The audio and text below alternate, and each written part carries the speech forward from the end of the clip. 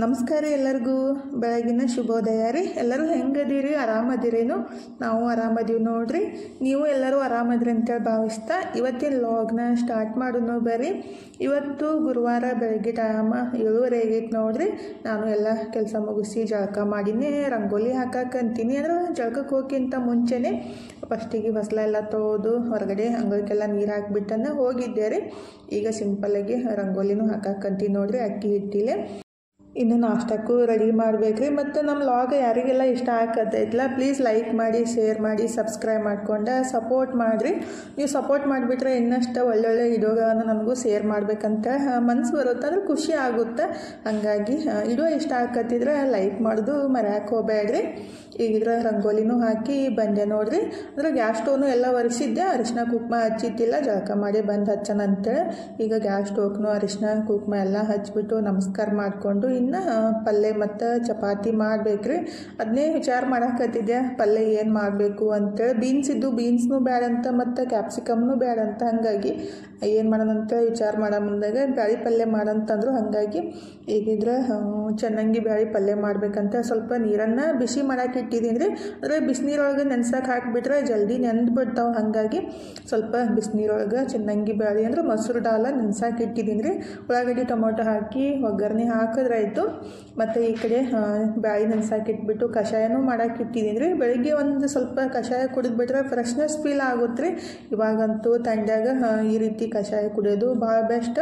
ಅಂದರೆ ಶುಂಠಿ ಮತ್ತು ಕಾಳು ಮೆಣಸು, ದಾಲ್ಚಿನ್ನಿ, ಲವಂಗ ಎಲ್ಲ ಹಾಕಿರ್ತೀವಲ್ಲ, ಹಾಗಾಗಿ ರೆಡಿ ಮಾಡಿಬಿಟ್ಟು ನಮ್ಮ ಮನೆಯವ್ರಿಗೂ ಮುಚ್ಚಿಟ್ಟಿದ್ದೀನಿ ರೀ. ಅವ್ರು ಇನ್ನೂ ಪೂಜೆ ಮಾಡಾಕತ್ತಿದ್ರು. ಇವತ್ತು ಗುರುವಾರ ಐತಿ, ನಾಳೆ ಶುಕ್ರವಾರ ಮತ್ತು ನಾಡ್ದು ಅಮಾವಾಸ್ಯೆ ಐತಲ್ರಿ. ಹಾಗಾಗಿ ದೇವರ ಎಲ್ಲ ತಿಕ್ಕಿ ತೊಳೆದ್ಬಿಟ್ಟು ಪೂಜೆ ಮಾಡಬೇಕಲ್ಲ ಇವತ್ತು. ಅಂದರೆ ನಾಳೆ ಶುಕ್ರವಾರ ಇರುತ್ತೆ, ದೇವರನ್ನು ತಿಕ್ಕಕ್ಕೆ ಹೋಗಬಾರ್ದು. ಮತ್ತು ನಾಡ್ದು ಅಮಾವಾಸ್ಯೆ ಇರುತ್ತಲ್ರಿ, ಹಾಗಾಗಿ ದೇವರ ಎಲ್ಲ ಸ್ವಚ್ಛ ಮಾಡಿಕೊಂಡು ಮತ್ತು ಜಗಲಿ ಎಲ್ಲ ಸ್ವಚ್ಛ ಮಾಡಿಕೊಂಡು ಪೂಜೆ ಮಾಡಾಕತ್ತಿದ್ರು. ಈ ಕಡೆ ನಾನು ಪಲ್ಯನೂ ರೆಡಿ ಮಾಡಿ ಇಟ್ಬಿಟ್ಟು ಚಪಾತಿನೂ ಮಾಡಾಕಂತೀನಿ ನೋಡ್ರಿ. ಚಪಾತಿ ಅಷ್ಟು ಮಾಡಿಬಿಟ್ರೈತಿ. ಆ್ಯಕ್ಚುಲಿ ಸ್ವಲ್ಪ ಕಡಿಮೆನೇ ಮಾಡ್ಬೇಕ್ರಿ ಚಪಾತಿ. ಮನೂ ಊಟ ಮಾಡಂಗಿಲ್ಲ ಅಂತ, ಮತ್ತು ನಮ್ಮ ಮನೆಯವರು ಮತ್ತು ತನೂ ಅಷ್ಟೇ ಬೆಳಗ್ಗೆ ಊಟ ಮಾಡಿ ಹೋಗ್ತಾರಂತ, ಡಬ್ಬಿನೂ ಒಯ್ಯಂಗಿಲ್ಲ ಅಂತಂದರು. ಹಾಗಾಗಿ ಈಗ ಎಷ್ಟು ಬೇಕಲ್ಲ ಅಷ್ಟು ಚಪಾತಿ ಮಾಡಿಬಿಟ್ರಾಯ್ತು. ಅಂದರೆ ಮನೂ ಫಂಕ್ಷನ್ಗೆ ಹೊಂಟಾನ್ರಿ, ಹಾಗಾಗಿ ಸ್ವಲ್ಪ ಮಾಡಬೇಕು. ಇಲ್ಲಾಂದ್ರೆ ಸುಮ್ಮನೆ ಮಾಡಿ ಇಟ್ಬಿಟ್ರಾಯ್ತು. ಸಂಜೆಗೆ ತಣ್ಣಗಾಗಿದ್ದು ತಿನ್ನಕ್ಕೆ ಮನಸ್ಸು ಬರೋಂಗಿಲ್ಲ ರೀ. ಈಗ ಒಂದು ಸ್ವಲ್ಪ ಮಾಡಿಬಿಟ್ಟು ಆಮೇಲೆ ಮತ್ತು ಸಂಜೆಗೆ ಮಾಡಕ್ಕೆ ಬರುತ್ತೆ. ಎಲ್ಲರೂ ಸಂಜೆಗೆ ಬರ್ತಾರಲ್ರಿ ಊಟಕ್ಕೆ. ಹಾಗಾಗಿ ನಂದು ಇವತ್ತು ಗುರುವಾರ ಇತ್ತು, ಉಪವಾಸ ಇರುತ್ತಂತೆ ಸ್ವಲ್ಪ ಚಪಾತಿನೂ ಮಾಡಿದೆ. ಈ ಕಡೆ ನಮ್ಮ ಮನೆಯವರು ಪೂಜೆ ಅಷ್ಟು ಚೆಂದಾಗೆ ರೆಡಿ ಮಾಡ್ಸಿಂದ ಪೂಜೆ ಎಲ್ಲ ಮಾಡಿದರು. ಇನ್ನು ನಾನು ಭೀ ಅಡುಗೆ ಎಲ್ಲ ಮುಗಿಸ್ಬಿಟ್ಟು ಇನ್ನು ಅರ್ಬಿ ತೊಳಿಬೇಕು ನೋಡ್ರಿ.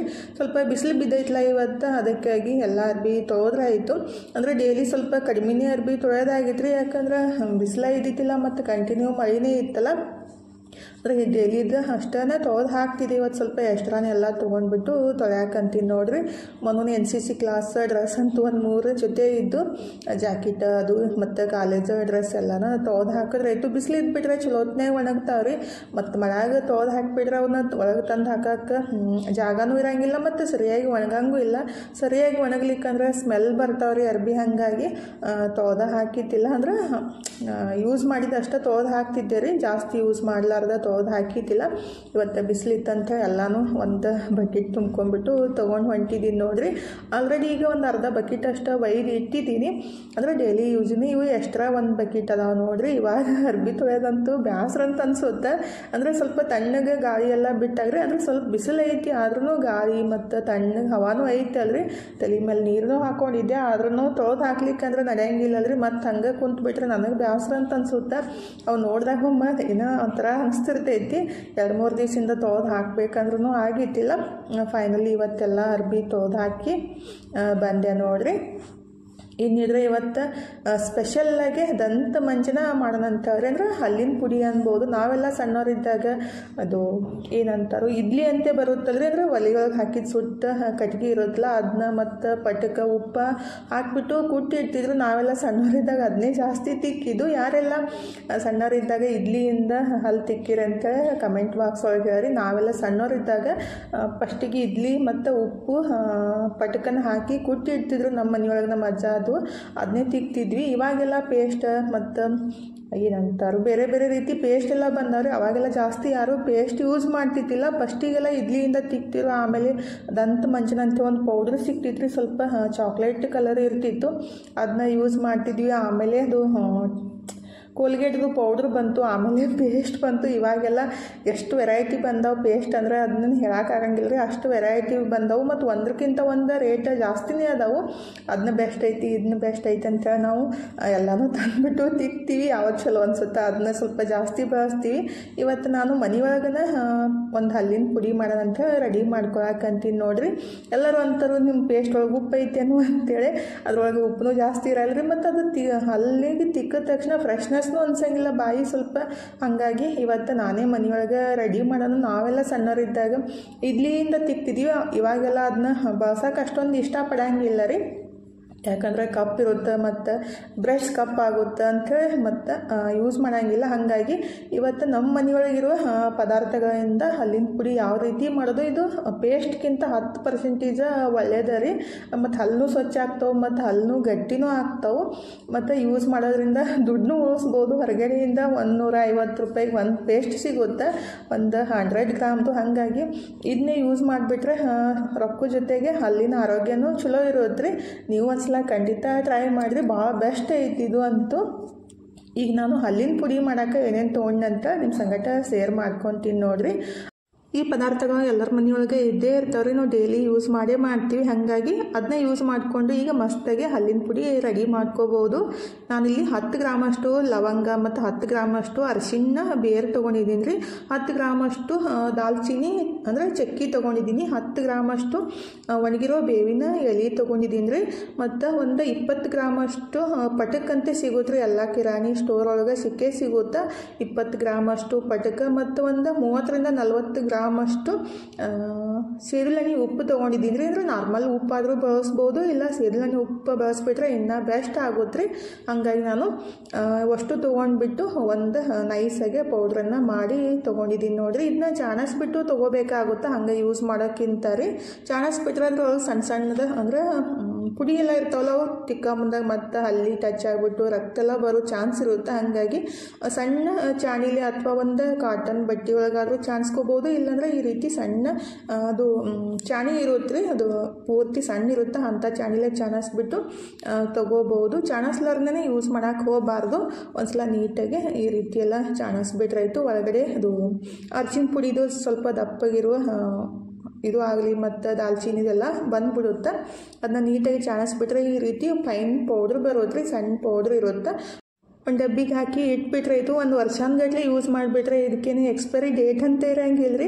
ಆರಾಮ್ಸ್ರಿ ಯೂಸ್ ಮಾಡ್ಕೋಬೋದು, ಹಾಳಾಗೋ ಚಾನ್ಸ್ನೂ ಇರೋಂಗಿಲ್ಲ. ಯಾಕಂದರೆ ಅದಕ್ಕೆ ನಾವು ಉಪ್ಪೆಲ್ಲ ಬಳಸಿರ್ತೀವಿ, ಪಟಕ್ಕೆಲ್ಲ ಬಳಸಿರ್ತೀವಲ್ಲ, ಅಂದರೆ ಹುಳಾಗೋ ಚಾನ್ಸ್ನೂ ಏನೂ ಇರೋಂಗಿಲ್ಲ. ಆರಾಮ್ಸ್ರಿ ನೀವು ಒಂದು ಡಬ್ಬಿಗೆ ಹಾಕಿ ಇಟ್ಬಿಟ್ರಾಯ್ತು. ಜಾಸ್ತಿ ಮಾಡ್ಕೊಂಡಷ್ಟು ನಡೀತೈತ್ರಿ, ಇಲ್ಲಾಂದ್ರೆ ಒಂದು ತಿಂಗಳಿಗೆ ಆಗಷ್ಟು ಅಂದ್ರೂ ಮಾಡ್ಕೋಬೋದು. ಸಿಂಪಲ್ಲಾಗೆ ಇಷ್ಟಿಷ್ಟ ಅಂದರೆ ಒಂದು 10 ಗ್ರಾಮಷ್ಟು ಹಾಕಿಬಿಟ್ಟು ಇಷ್ಟು ಮಾಡಿಬಿಟ್ರಾಯ್ತು. ಒಂದು ತಿಂಗಳ ತನಕ ಆರಾಮ್ಸ್ರಿ ಬರೋದ್ರಿ. ಬೇಕಂದಾಗ ಅದೇನು ಸಿಂಪಲ್ಲಾಗಿ 10 ನಿಮಿಷ ಒಳಗಡೆ ರೆಡಿ ಮಾಡ್ಕೋಬೋದು.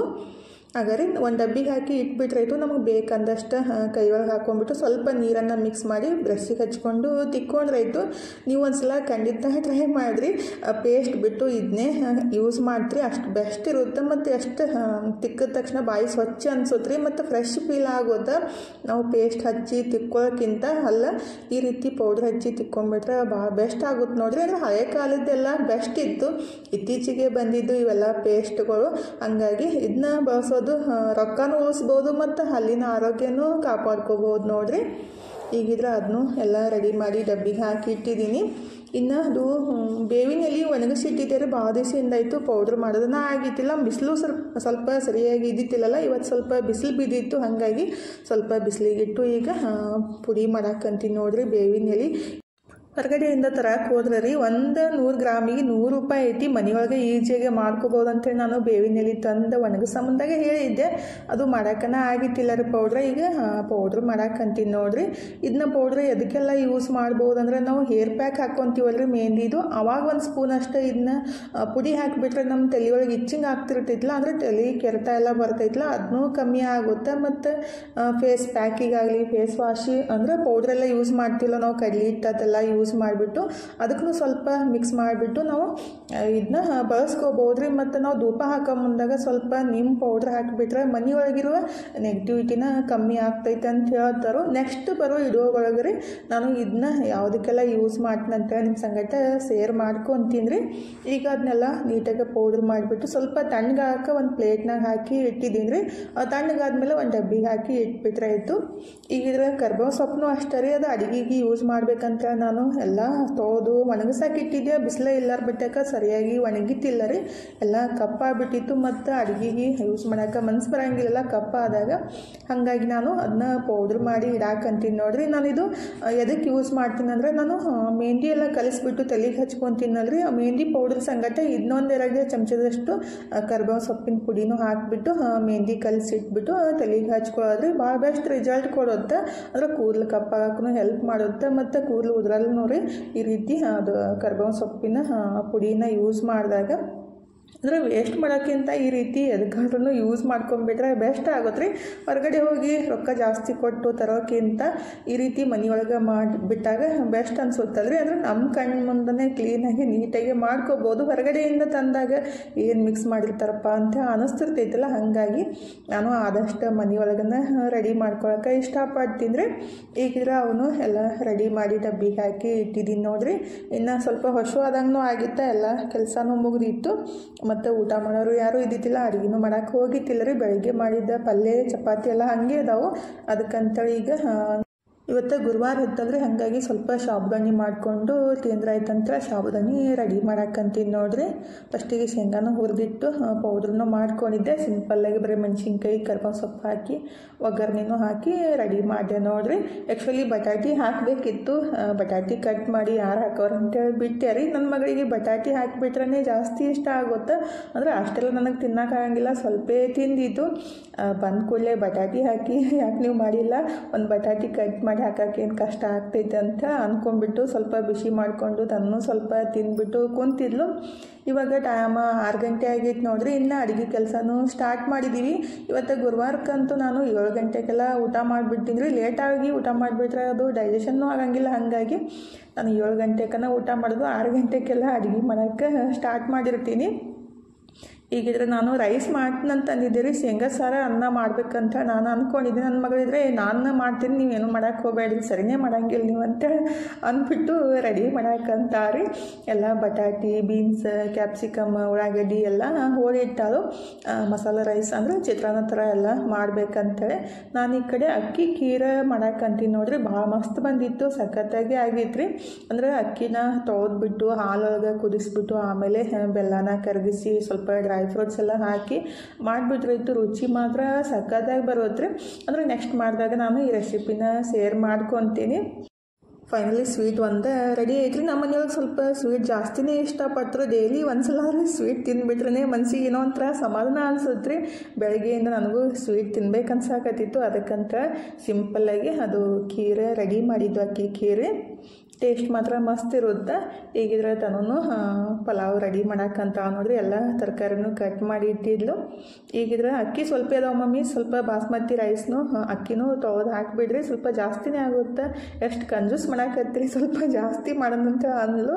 ಹಂಗಾಗಿ ಮತ್ತು ಸ್ವಲ್ಪ ಬಾಸ್ಮತಿ ಅಕ್ಕಿನೂ ತೊಳೆದ್ಬಿಟ್ಟು ಇದ್ರಕ್ಕೆ ಮಿಕ್ಸ್ ಮಾಡೋಣ ಅಂತ ಹೇಳಿ. ಅಂದರೆ ನಾನು ಆಗಾಗನೇ ಅದು ಖೀರ್ ಮಾಡೋ ಮುಂದಾಗ ಅಕ್ಕಿ ಎಲ್ಲ ಎಷ್ಟು ಬೇಕಲ್ಲ ಎರಡಕ್ಕೂ ಆಗಷ್ಟೇ ಅಕ್ಕಿ ತೊಳೆದು ಇಟ್ಟಿದ್ದೆ. ಕ್ಲೀನೆಲ್ಲ ಮಾಡ್ಕೊಂಡ್ಬಿಟ್ಟು ಮತ್ತು ಕಮ್ಮಿ ಅನ್ಸಾಕತ್ತಿತ್ತಂತ ಮತ್ತಷ್ಟು ಅಕ್ಕಿನೂ ತೊಳೆದ್ಬಿಟ್ಟು ತನೂ ಕೊಟ್ಟರೆ ತನೂ ರೈಸ್ ರೆಡಿ ಮಾಡಿದ್ಲು. ಫೈನಲಿ 7 ಗಂಟೆಗೆ ಅಡುಗೆನೂ ಎಲ್ಲ ಕಂಪ್ಲೀಟ್ ಆಯ್ತು ನೋಡ್ರಿ. ಚಪಾತಿನೂ ಮಾಡಿದ್ದೆ, ಅಂದರೆ ಬೆಳಗ್ಗೆ ಸ್ವಲ್ಪ ಚಪಾತಿ ಮಾಡಿ ಹಿಟ್ಟನ್ನು ಎತ್ತಿಟ್ಟಿದ್ದೆ. ಪಲ್ಯ ಇತ್ತು, ಪಲ್ಯ ಏನು ಮಾಡೋಕ್ಕೆ ಹೋಗಿಲ್ಲ. ಹಂಗಾಗಿ ಇನ್ನು ಮಸ್ತಾಗಿ ಊಟ ಮಾಡೋದು ನೋಡ್ರಿ. ನಮ್ಮ ಮನೆಯವ್ರಿಗೆ ಹಚ್ಚಿಕೊಳ್ಳಿ ಅಂದರೆ ಅಂತ ಕೇಳಿದೆ, ಇಲ್ಲ ನಂಗೆ ಹೊಸಲಿನ ಆಮೇಲೆ ಮಾಡ್ತೀನಂತಂದರು. ಆಯ್ತು ಬಿಡ್ರಿ, ನಾನಂತೂ ಊಟ ಮಾಡ್ತೀನಂತೇಳಿ ಊಟ ಮಾಡೋಕ್ಕೆ ಸ್ಟಾರ್ಟ್ ಮಾಡಿದ್ದೀನಿ ನೋಡ್ರಿ. ಅಂದರೆ ನಮ್ಮ ಹೊಟ್ಟೆ ನಮಗೆ ಗೊತ್ತಾಗುತ್ತಲ್ರಿ, ಅವರಿಗೆ ಆಗೋದು ಲೇಟ್ ಆಗಿಬಿಟ್ರೆ ನಾವು ಅಷ್ಟು ತನಕ ವೇಟ್ ಯಾಕೆ ಮಾಡೋದು, ನಮಗೆ ಆದಾಗ ನಾವು ಉಂಡು ಬಿಡೋದು, ನಮ್ಮ ಪಾಲದ ನಾವು ಅಷ್ಟೇ ಊಟ ಮಾಡೋದಲ್ಲ. ಹಾಗಾಗಿ ಪ್ಲೇಟ್ ರೆಡಿ ಮಾಡಿಕೊಂಡು ನಾನು ತೊಗೊಂಡು ಹೊಂಟಿದ್ದೀನಿ ನೋಡಿರಿ.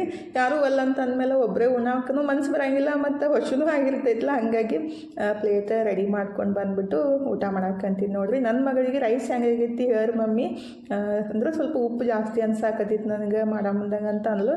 ಇಲ್ಲ ಅಮ್ಮ ಕರೆಕ್ಟಾಗೈತಿ, ಅದು ಕುದ್ದಾದ್ಮೇಲೆ ಸರಿ ಹೋಗುತ್ತಂತ ನಾನು ಈಗ ಟೇಸ್ಟ್ ಮಾಡಿದೆ, ಮಸ್ತ್ ಆಗಿತ್ತು ಅಂತ ಹೇಳಿದೆ ರೀ. ಇವತ್ತಿನ ವಿಡಿಯೋನು ಇಲ್ಲೇ ಮುಗಿಸೋನ್ರಿ.